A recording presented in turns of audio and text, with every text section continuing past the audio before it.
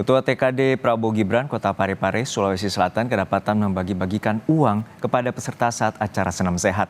Bawaslu Parepare tengah menelusuri unsur pelanggaran dalam aksi bagi-bagi uang.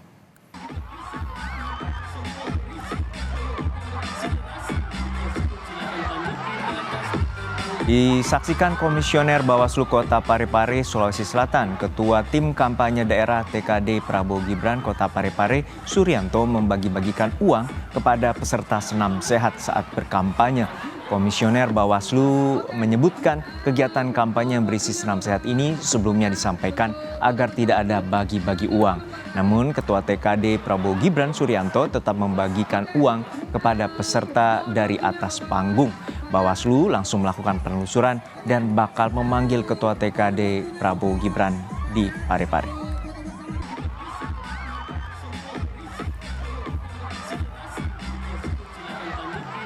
Dan itu merupakan pelanggaran dan pengawas dalam hal ini Panwaslu Kecamatan sebelumnya telah melakukan pencegahan, menyampaikan langsung kepada yang bersangkutan, langsung ke naik panggung itu menyampaikan bahwa jangan ada bagi-bagi uang di kegiatan ini karena ini merupakan kegiatan kampanye walaupun judulnya adalah senam sehat atau kegiatan yang lain itu, tapi ini adalah kegiatan kampanye karena sudah mengandung unsur ajakan, atribut partai politik juga dan juga atribut pasangan calon.